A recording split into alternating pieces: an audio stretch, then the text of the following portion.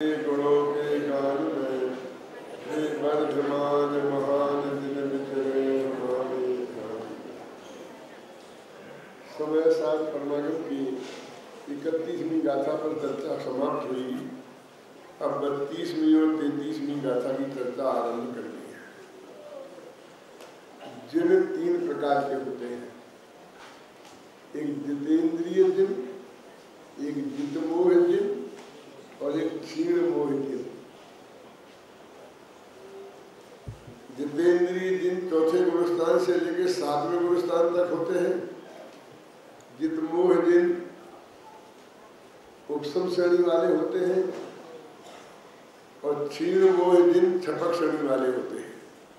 इस तरह चौथे गुणस्थान से लेकर 12वें गुणस्थान के जीवों को जिन नाम की संज्ञा है।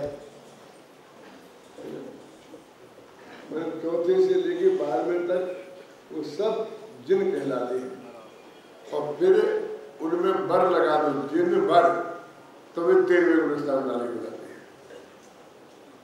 तो जिन बर और फिर उसमें वृषभ लगा दो तो उसमें बता जब तीर्थंकर होते हैं तो उनके पहला नंबर है जिनका।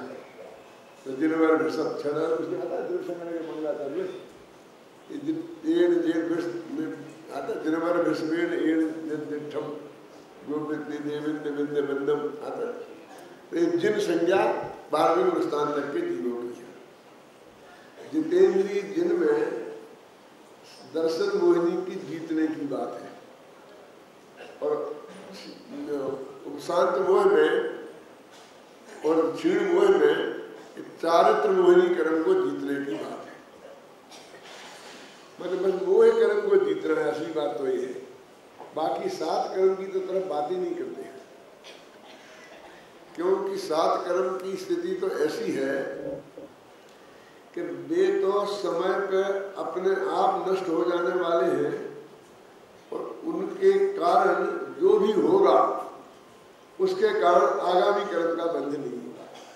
वे समझ लीजिए उनकी संतति यही समाप्त हो जाएगी, उनकी वंश परंपरा नहीं चलती है।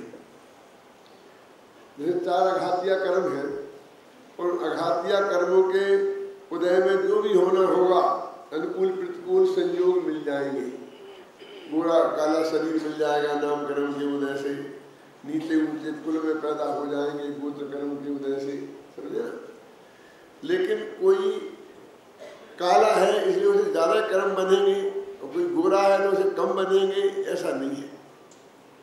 उससे जो परिणाम आया वो बाह्य संयोग में आता है और वो संयोग जैसे भी है वो एक तरह मिल गए और फिर समय पाकर के समाप्त हो जाएंगे। उनके कारण इस जीव को बंध नहीं होता। इसीलिए अनंत भगवान के 4 घातिया कर्म हैं, फिर भी उनके नाश के लिए वे कोई पुरुषार्थ नहीं करते। अपने आप काल पाकर आयु पूरी होती है और चले जाते हैं। वह जिनकी आयु स्थिति कम ज्यादा होती है तो केवल समुद्रघात होता है, वो अलग बात है। अब जो घातिया कर्मों के उदय से जो संयोग मिले हैं उन संयोगों में एकत्व ममत्व कर्तृत्व और भोक्तृत्व एक करता है जीव दर्शन मोह के उदय में।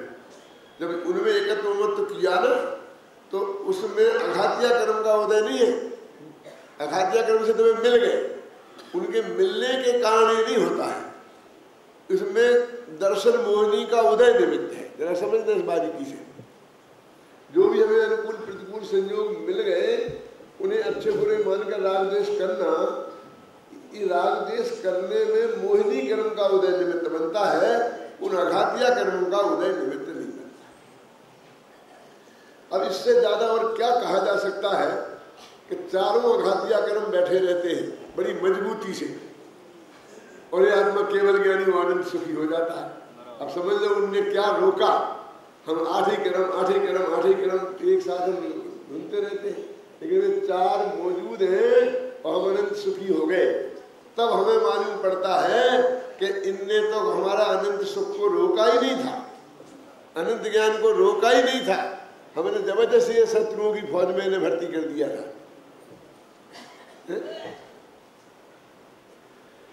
अब बाकी की जो 3 घातियां हैं मोहिनी को छोड़कर, उनके उदय में भी जो परिणाम जो होता है वो आत्मा में होता है फल। घातियों का उदय आत्मा में फलता है और अघातियों का उदय संयोग में फलता है। तो ज्ञानावरणी के उदय से क्या होगा मालूम आपको? ज्ञानावरणी के उदय से हम नहीं जानने रूप अज्ञान होगा। तो अज्ञान से बंद होता है कि नहीं होता है?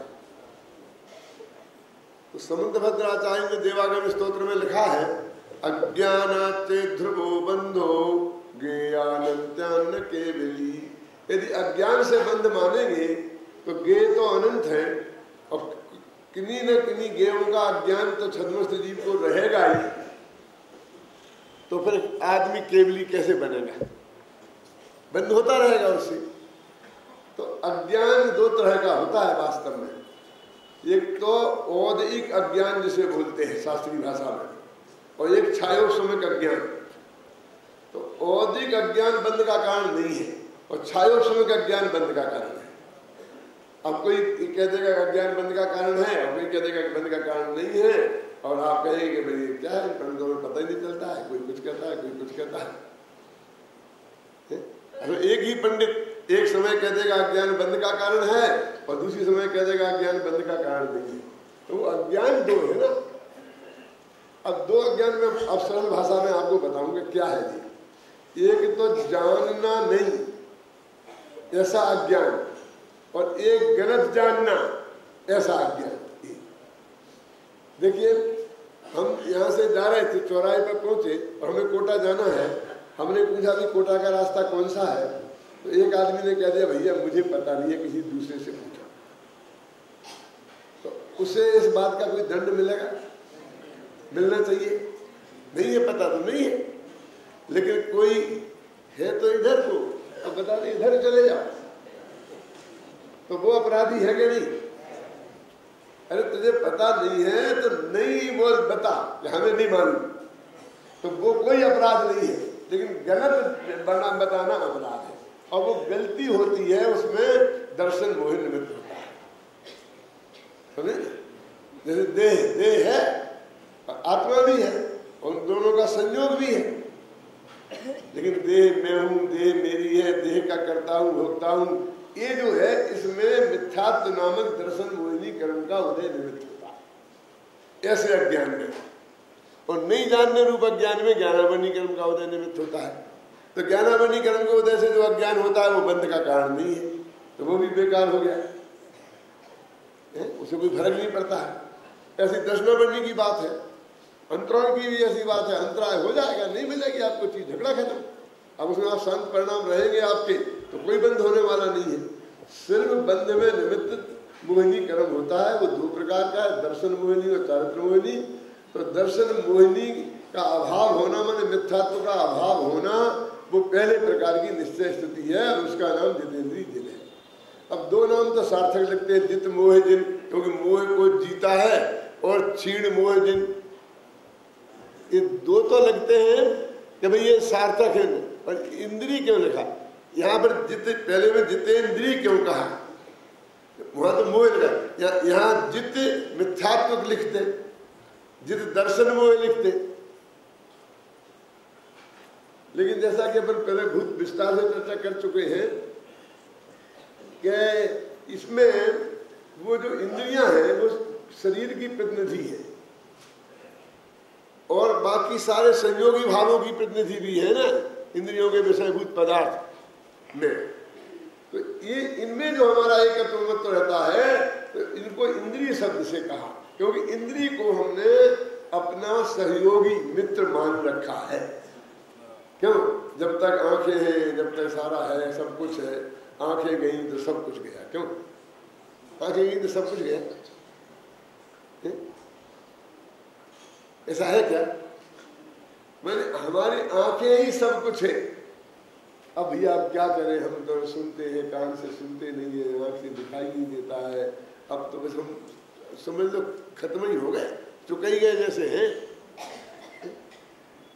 क्या करें, हमारी समझ में ही कुछ नहीं आता। अरे इससे बढ़िया पुण्य का उदय और क्या होगा इस जगत में? असल है कि आंखों से दिखे नहीं और कानों से सुनाई नहीं दे। क्यों? आंखों के साथ तो एक दफे ऐसा है कि हमें कोई चीज नहीं देखनी हो तो बंद कर सकते हैं, क्योंकि उस पर किवाड़ लगे हैं, समझे ना। अब कान का क्या करें? कान में तो कोई किवाड़ लगी व्यवस्था है नहीं, और जो आवाज आएगी चारों तरफ से वो कान में पड़ेगी और हम सुनने को बाध्य हैं। जो भी यहाँ गंध आएगी वहां नाक में जाएगी और हम सुनने को बाध्य है ना। तो वो कहते क्या करें, हमें पढ़ने बैठते हैं और चक्कर चक्कर चक्कर चक्कर है सामने, हमको कोई पढ़ने ही नहीं देता। शादी हो रही है, बाजे बज रहे हैं, धमाधम हो रहा है, बच्चे धमाधम कर रहे हैं, क्यों? अब क्या करें? अब सारे जगत को तो रोका नहीं जा सकता है। तो अपने ध्यान की अवस्था में क्या है कि सारा जगत में कुछ भी होता रहे और वे कुछ ना सुने, सब कुछ रहे और कुछ ना देखे, क्यों? कुछ ना सूंघे, कुछ ना चखे, कुछ ना छुए, तो आत्मा में उपयोग जाए तब ये बातें होए। तो जिनकी कानों से सुनाई नहीं देता है उन्हें ये कितनी बड़ी सुविधा है। वो जा रहे कितना ही हल्ला, उनके ध्यान में कैसे विघ्न खड़ा हो सकता है? बोलिए, है ना एक प्रॉब्लम है ना। तो तुम्हें आत्मा का ध्यान करना ये सबसे बढ़िया काम है, चिंतन करना ये सबसे बढ़िया काम है, जिसमें किसी दूसरे की जरूरत नहीं है और किसी की सुनने की जरूरत नहीं है। क्या बहुत से लोग कहते मैं किसी की सुन नहीं सकता, समझते क्या? सुन नहीं सकता तो अच्छा बहरा हो जाए। तो इसलिए उन्होंने इसे जितेंद्रीय शब्द का प्रयोग किया, मोह को जीतने के अर्थ में जितेंद्रीय शब्द का प्रयोग किया। और ये ज्ञायक शंकर दोष के परिहार पूर्वक होता है, इसकी चर्चा में विस्तार से कर चुका हूँ। अब दोबारा शुरू करूंगा तो फिर घंटा उसमें निकल जाएगा। ये मैं भाव भावक भाव की चर्चा करता हूँ। ये जो दूसरी और तीसरी स्थिति है वो भाव भावक भाव भावक शंकर दोष के परिहार पूर्वक और भाव भावक भाव के अभाव पूर्वक होती है। पर ये सब ये समझ में आ जाए तो गाथा पूरी समझ में आ जाएगी। अब भाव क्या है और भावक क्या है, तो वे सात कर्म की तो छुट्टी हो गई ना। अब जो मोहिनी कर्म है, चारित्र मोहिनी, दर्शन मोहिनी की भी छुट्टी हो गई, वो जीव सम्य दृष्टि हो गया, मतलब समझो सातवें गुणस्थान के निरति से भाग तक भी आ गया। अब जो चारित्र मोहिनी कर्म है वो है भावक, और आत्मा मोह राग द्वेष रूप, मोह तो है ही नहीं है, राग द्वेष रूप परिणमित आत्मा ये है भाव। वहां कहा था सारा जगत है गे, इंद्रियां हैं गे, भाव इंद्रियां हैं गे, इंद्रियों के विषय हैं गे और आत्मा है ज्ञाय। अब यहाँ कहते हैं कि ये उल्टा हो गया, आत्मा भावक और ये भाव में ऐसा नहीं है, यहाँ कर्म भावक हो गया, उलटना पड़ेगा। कर्म हो गया भावक और उसके उदय में जो आत्मा में विकृति हुई उस विकृति सहित उस विकृति रूप परिणमित आत्मा है भाव। इसमें जरा विशेष ध्यान देने की बात यह है कि मैं लाया हूं में से इस समय सारा अनुशीलन, इसमें मैंने 8-10 पेज लिखे हैं, इसमें बहुत मार्मिक बातें हैं, तो आप पढ़ सकते हैं। एक आध दो पढ़ के भी बताऊंगा। क्या देखिए वो कहते हैं राग द्वेष भाव नहीं है, राग द्वेष तो भाव है। भाव और भाव का अंतर समझ में आ रहा मेरे उच्चारण से? एक तो बा अकेला और एक बा में या मिला है, भाव भी और भाव। तो राग द्वेष मोह तो है भाव कोमल, और आत्मा में जो मोह कर्म का उदय हुआ वो है भावक, और आत्मा राग द्वेष रूप परिणमित हुआ उसके निमित्त से अथवा उसके निमित्त में वे हुए भाव। अब वो कर्म और आत्मा ये दोनों का मिक्सचर करके एक मानना, उसका नाम भाव भावक शंकर। और उसमें इसमें फिर एक फर्क है जगदीश भाई, तो ध्यान देने की बात। वहां तो क्या था गे ज्ञायक शंकर में कि गे थी जो चीजें उनको हमने ज्ञायक में शामिल कर लिया था, लेकिन अकेली मान्यता के स्तर पर वो बात थी। क्रिया के स्तर पर आप कुछ भी बोलते रहे तो चलता था, और यहाँ क्रिया के स्तर की बात, यहाँ वो भाव मिटना चाहिए, तब वो जित हुए होगा। शांति अंतर समझ में आया कि नहीं? क्या वहां तो वो मिटना जरूरी नहीं था, ज्ञेय ज्ञायक संबंध तो रहेगा, पर ज्ञेय ज्ञायक में संकर नहीं होना। क्या ज्ञेय ज्ञायक में संकर नहीं होना।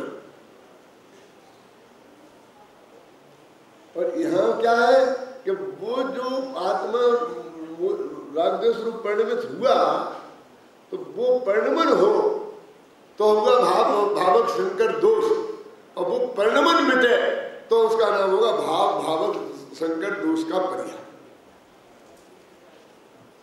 अब वो कैसा मिटे?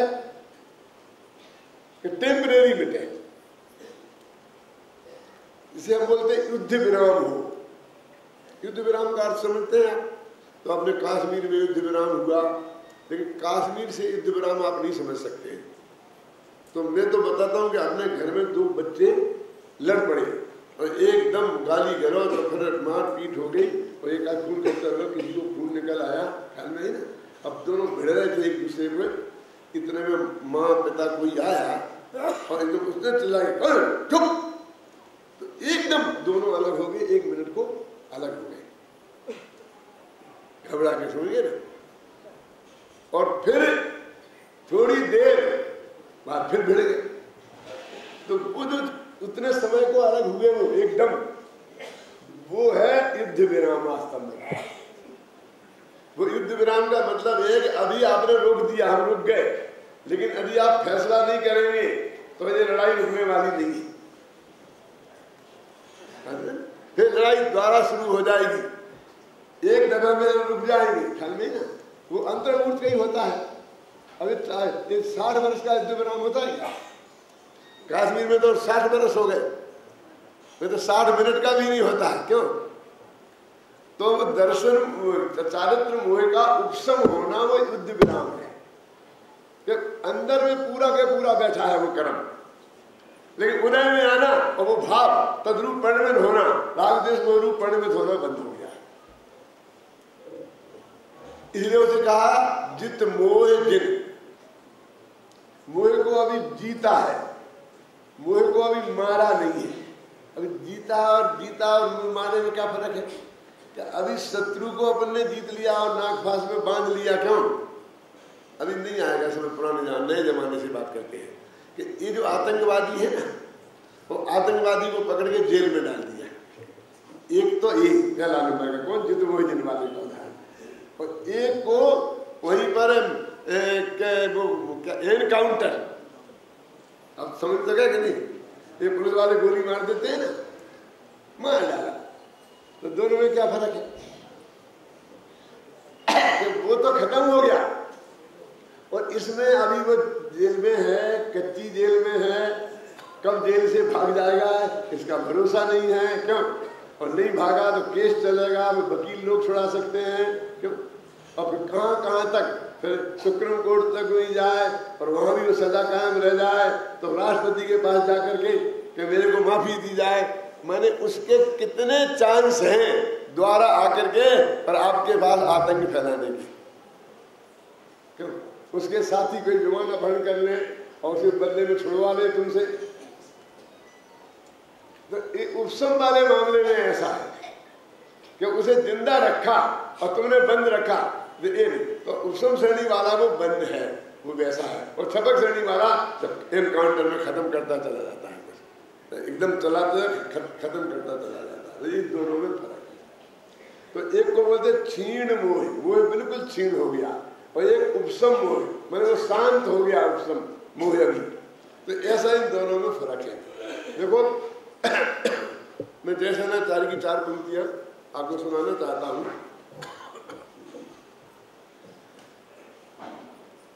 भाव्यो रागादि परिणता आत्मा, भाव को रंजक उदयागतो मोह तयो भाव भावकयो शुद्ध जीवेन स संकरा संयोगा संबंधा सएव दोषा।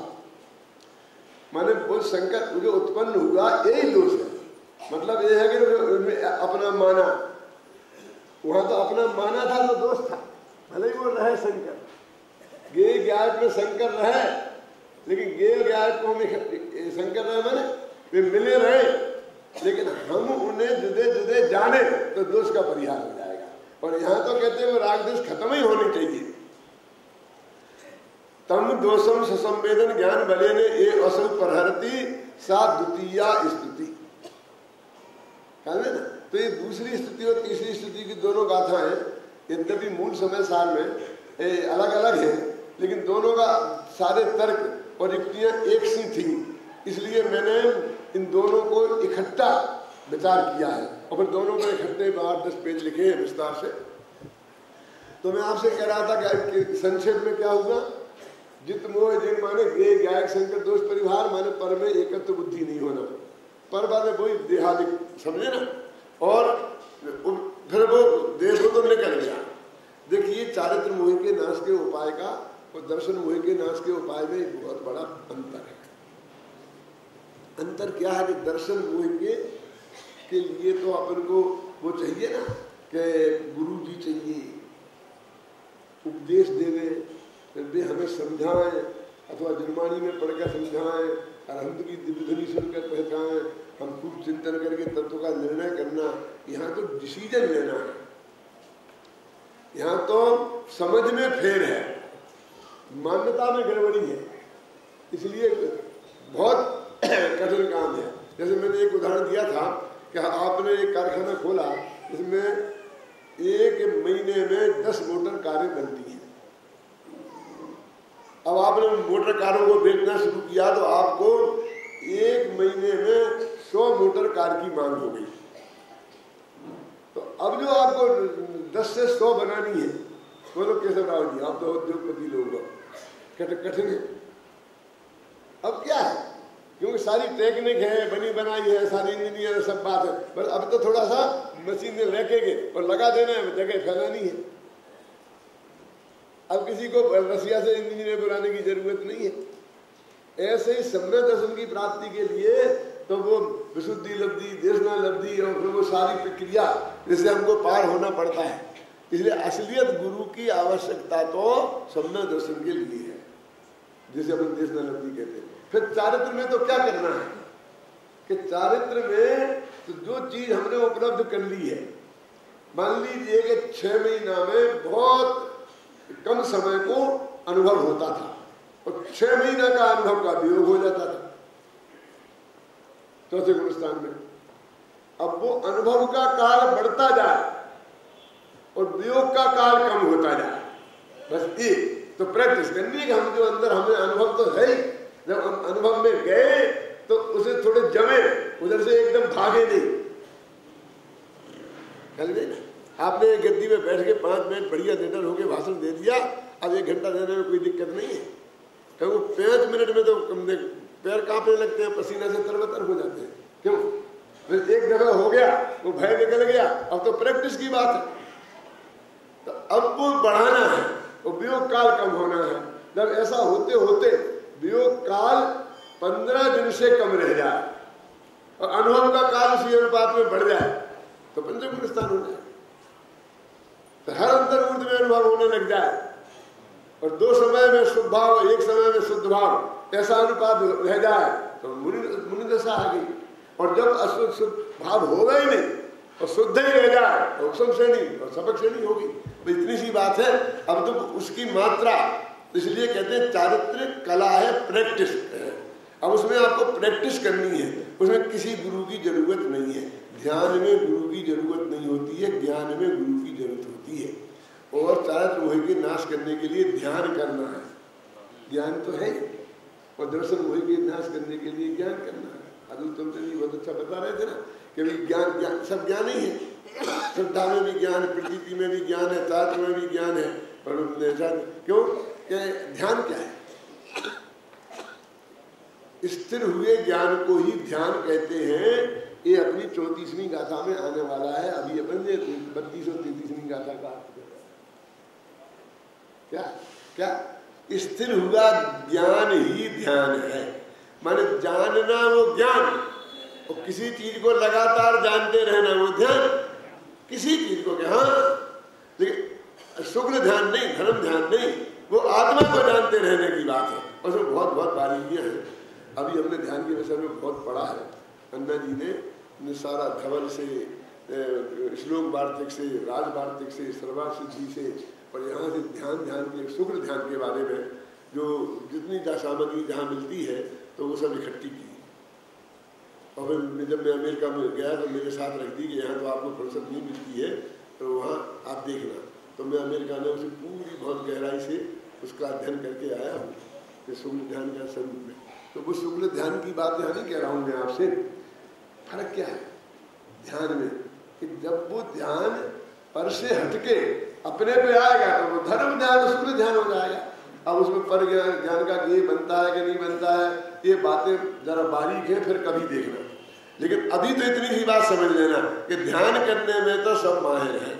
ध्यान के बिना तो एक कप चाय बनाना मुश्किल है, दूध उबल जाता है ना। ध्यान नहीं रखो तो रोटी जल जाती है। ध्यान नहीं रखो खाने में तो चबाते तो है कौर को, तो चबने में आ जाती है जबान। तो कहते बातें मत करो, ध्यान से खाओ। खाना भी ध्यान से पड़ता है कि नहीं करना पड़ता है, बोलिए। और आप गाड़ियां चलाते हैं तो ध्यान पूर्वक चलाते हैं कि नहीं, कैसा राजी चंदा तो आंख बंद करके, और वो ध्यान लगाते कि नहीं लगाते हैं, लगाना पड़ता है। तो ध्यान के बिना तो एक समय भी आत्मा नहीं रहता, वो साधु की पर्याय है। अब सवाल है कि ध्यान किसका, ऐसे ज्ञान के बिना भी एक समय नहीं रहता है कि ज्ञान गुण का परिणमन होगा, सात गुण का परिणमन होगा, कैसे रहेगा उसमें। लेकिन समस्या ये है कि ज्ञान किसका। तो कहते कितना ज्ञान का विस्तार हो गया, कंप्यूटर साइंस, फलाना ज्ञान, इतना ज्ञान, इतना ज्ञान। एक ज्ञान का विस्तार हुआ है क्या, ज्ञान का विस्तार हुआ है? क्यों? अपन तो कहते हैं आत्मज्ञान ही ज्ञान है, से सभी अज्ञान। इस न्याय से तो अज्ञान का विस्तार हुआ है ना, कि ज्ञान का विस्तार हुआ। बताओ यदि ये परिभाषा सही है तो ऐसे ध्यान की क्या कमी है? ध्यान तो सब करते ही हैं, आत्म ध्यान की बात है, और उसे हम ध्यान को ध्यान नहीं कहते। नहीं तो आत्म ध्यान और रौद्र ध्यान ये तो निरंतर 24 घंटा ये सब जीवों के तो लगे ही रहे। क्यों कि साहब आप बैठो, नाक को देखो, ये देखो, ध्यान अपने शरीर का ध्यान रखो। तो शरीर के ध्यान ये तो हमारी समस्या है भैया, कि 24 घंटा शरीर को अपना मानकर उसके ध्यान में लग रहे हैं। अब तुम शरीर का ध्यान करना सिखाते हो, नाक को देखना सिखाते हो। ये नाक के चक्कर में तो संसार में पड़े हुए हैं। क्यों है कि नहीं है? बोलिए। नाक का सवाल है, बात कुछ नहीं है। वो मेरे से कहते मैं 10,000 की जगह 25,000 दे देता। लेकिन अब सवाल बात का नाक का सवाल है।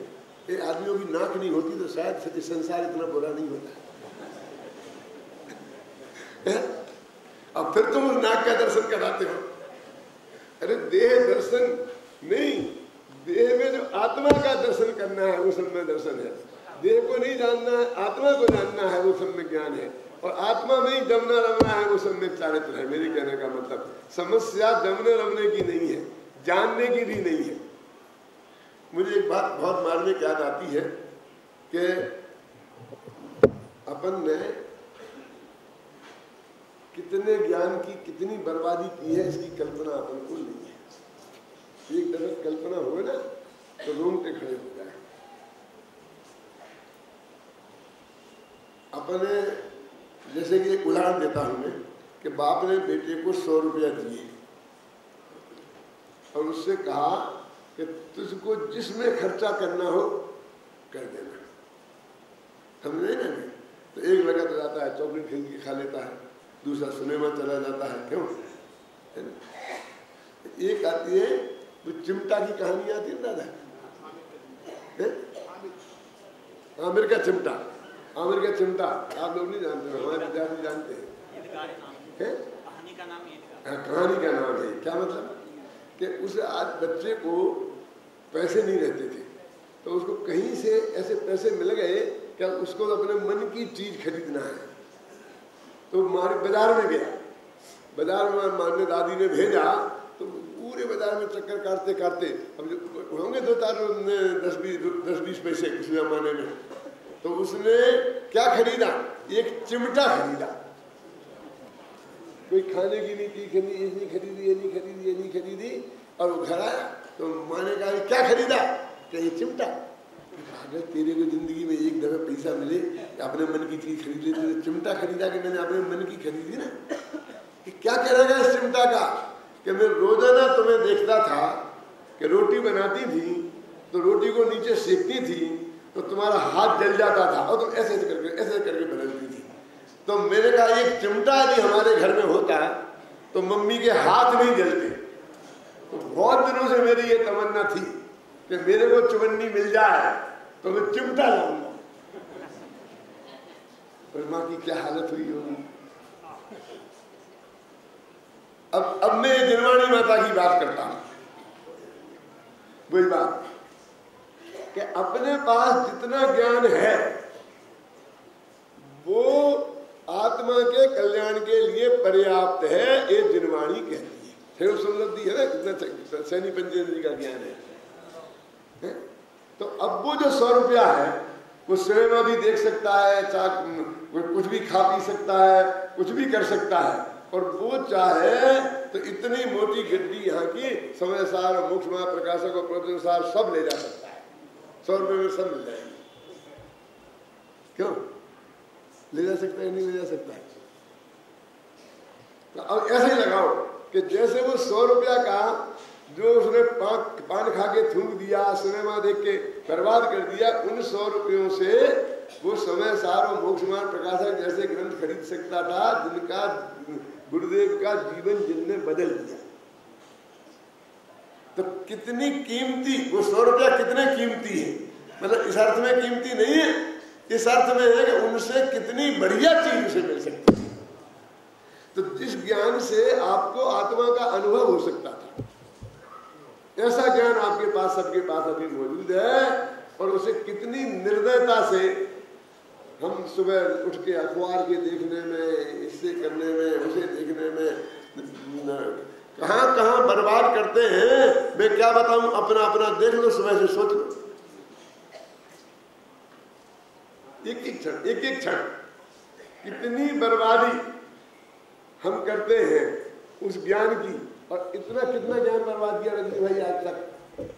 जब सैनी पंचेंद्री हुए तब तक उस ज्ञान से आत्मा समझा जा सकता था, और तब से आत्मा नहीं समझ के और विषयों में उस ज्ञान को लगा दिया, और वो पर में कुछ भी होता नहीं। वो इतना निरर्थक इसलिए गया कि उसमें कुछ कर ही नहीं सकते, उसमें लगा दिया जिसमें कुछ कर नहीं सकते, जिसमें कुछ होता नहीं हमारे लिए। तब लोगों को बहुत घबराहट होती है कि तो अरबों करोड़ों रुपयों में गिनो तो कितना होगा, बोलो कितना ज्ञान हमने बेदर्दी से बर्बाद किया है। कुछ आंख में आंसू आने लायक बात है कि नहीं है दुलीचंद? कितनी बर्बादी की है, बाप दादों की कमाई की नहीं, अपनी कमाई की। तो जब वो रोने लग गया एकदम, तो हमने कहा चिंता करने की बात बिल्कुल नहीं है बेटा, जो बर्बाद हो गया वो हो गया, सुनना। लेकिन अभी भी प्रति समय तेरे ज्ञान गुण में से वो ज्ञान पर्याय फल पैदा हो रही है कि जिससे आत्मा समझा जा सकता है। पर आत्मा समझने लायक वो चीज संपत्ति अभी भी बची है। तुम भूखों नहीं मरेगा, कितना लुट गया हो, कितना ही लुट गया हो, लेकिन अभी इतना नहीं लुटा है। कितना कि जिस काम को करने के लिए हम इस ज्ञान का उपयोग कर सकते थे, क्या वो कितना ही चला गया। अपन कहते हैं ना कि 10 गाड़ियां थी तो 9 गाड़ियां चली गई, 10 मकान थे 9 मकान बिक गए, समझे ना। और सब घर में से नोट त्योड़ी में से निकल गए, गहने निकल गए, ये निकल गए। लेकिन अभी भी गवर्नमेंट का कब्जा हो गया सारी संपत्ति पे। फिर भी गवर्नमेंट आपको इतना देती है कि एक कमरे में मकान में आप रहो, एक आपकी गाड़ी हो, उसे कोई टच नहीं करेगा, खाने पीने के लिए फ्री बस भी देती है ना, करती क्या नहीं व्यवस्था। तो जो तेरे जीवन में कोई कमी नहीं आई, वो तो फालतू का गया सब गया। वो कौन सा गया? अभी क्यों रोता है? अभी आज समझ में आ गया तो आज चेतना। यदि नहीं चेता तो जिस श्रेणी से अश्रेणी में गया, तुम जिस देव गति के लिए ललचा रहा है वो देव हो जाएगा। अरे इससे तो नरक अच्छा। क्यों? क्यों लिखा है सम के शहर नरक है? सम के शहर की बात नहीं करता हूं मैं। क्यों? कि देव एकेंद्रीय हुआ, देव मर के एकेंद्रीय हो जाता है, वो ज्ञान निधि को लुटा देता है। और नरक में रहने वाला सातवें नरक का नारकी भी जब वहां से निकलता है तो श्रेणी पंचेंद्रीय ही होता है, ज्ञान निधि नहीं लुटती हो। मैंने क्षयोपम ज्ञान इतना रहता है। मेरे कहने का मतलब समझ गए ना आपकी में, कि जिस स्वर्ग के पीछे तुम इतना पड़ा है वो उसकी क्या दुर्दशा है इतनी सोच रही। तो अभी आज चेत जाए तो भी कितना ही नुकसान किया हो तो उसकी कुछ नहीं। अभी भी इतना नुकसान हो जाने के बाद तेरे पास इतनी संपत्ति अगाध है, कितनी, कि प्रति समय अनंत ज्ञान तेरे में से निकले। क्या केवल ज्ञान प्रति समय नई नई पर्याय होती कि नहीं? इतनी खदान है तेरे में ज्ञान की। तो करना क्या है?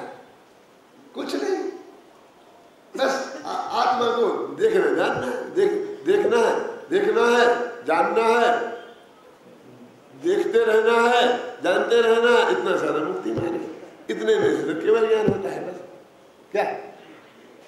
एक था राम, एक था रामन्ना, बाने बाकी नार हरी, बाने बाकी नाथ हरी, इतनी बात का बातन्ना। और तुलसी रच गए पोथन में, हम पढ़ते पढ़ते मिल जाए।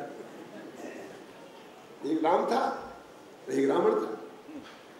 उसने उसकी नार हरी, उसने उसकी पत्नी का अपहरण कर लिया। नाक गर्दन को भी बोलते हैं, अगली यही नहीं है। और उसने उसकी नाक हरी, मैंने गर्दन काट दी। तो इतनी सी तो बात है क्या ज्यादा?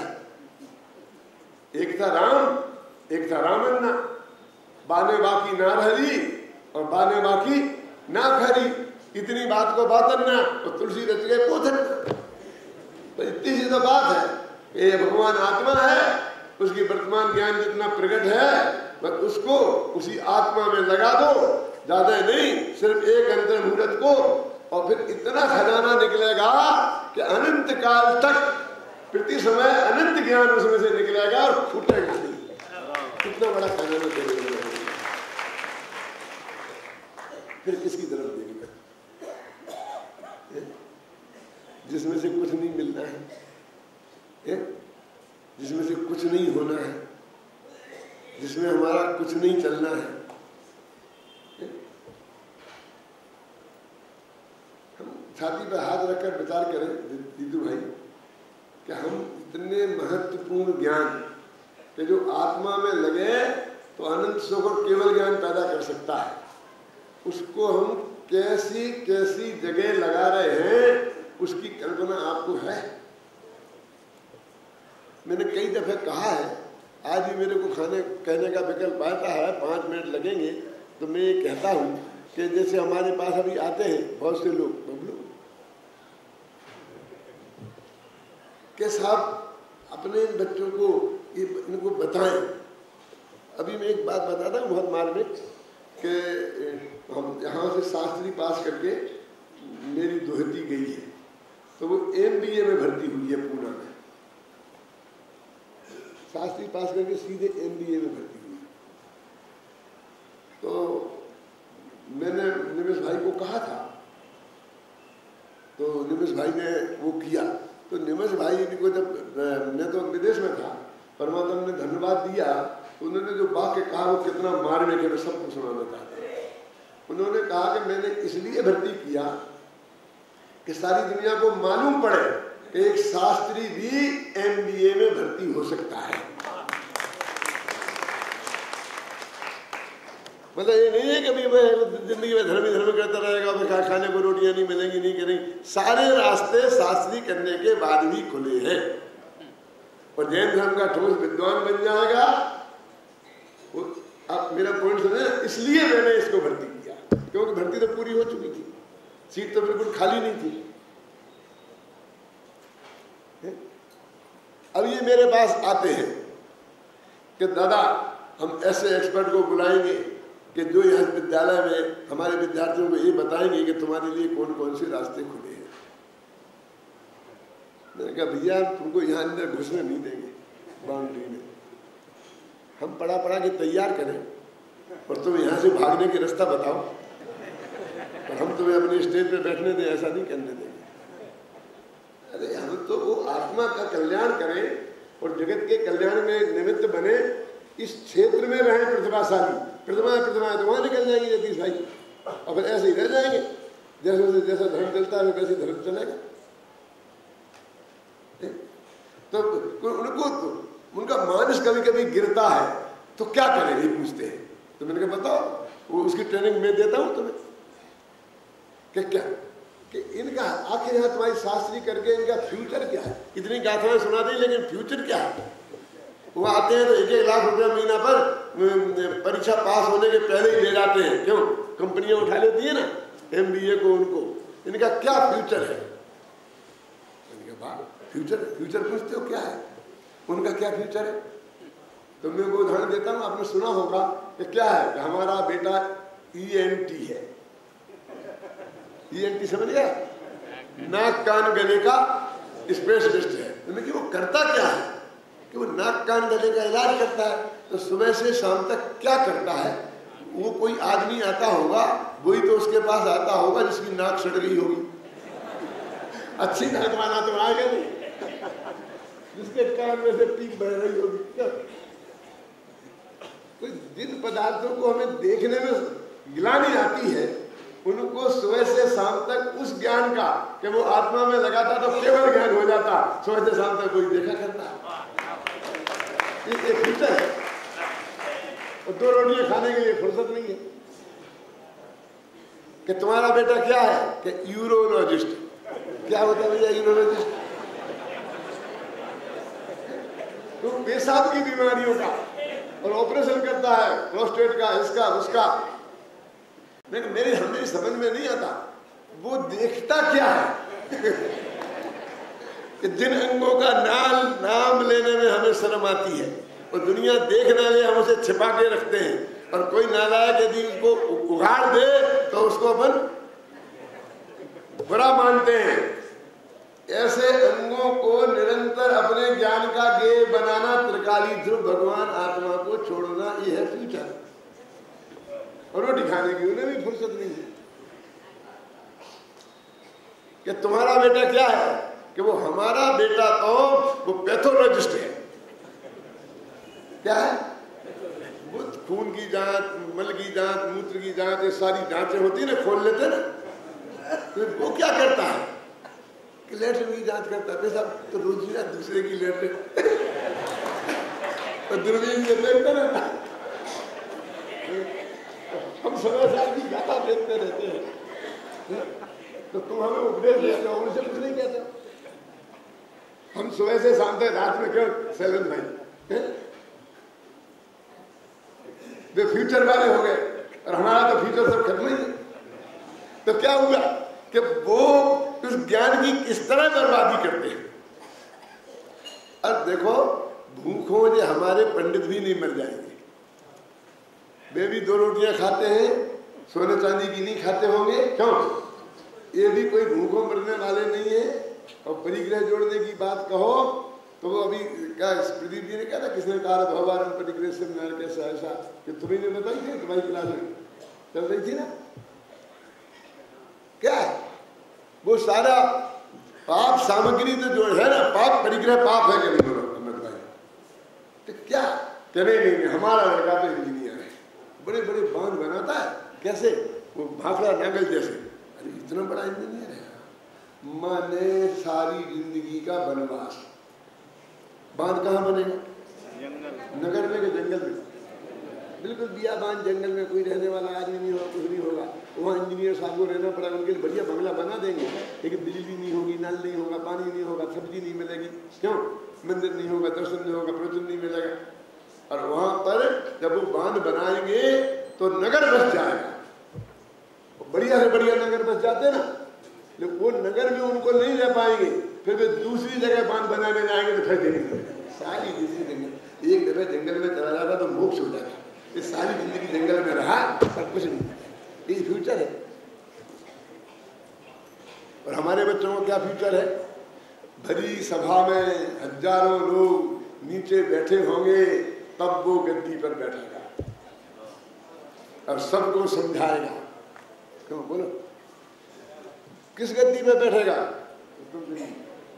तो जिस गद्दी पर बैठने के लिए इन सेठियों को लाखों रुपए खर्च करना पड़ते हैं, जतीश भाई के थाली में हाथ डालना पड़ता है 5 मिनट के बैठने के लिए। क्यों? हम घंटों बैठे रहते, 1 पैसा दिए थे। बोलो, है कोई फ्यूचर के है कि नहीं है? अरे समाज में सम्मान मिले, तत्व ज्ञान की बात बताएं, क्यों सबको बताएं, इससे बढ़िया और फ्यूचर इस जगत में क्या हो सकता है? आप ये उस मोक्ष का फ्यूचर तुम्हारी समझ में नहीं आता। अब हमारे बच्चों को तुम MBA का फ्यूचर बताना चाहते हो, नहीं दम नहीं आने देंगे, बाउंड्री में घुसना नहीं देंगे, ऐसा समझ लेना। क्यों घबरा रहे हैं? तुम जैसे बहुत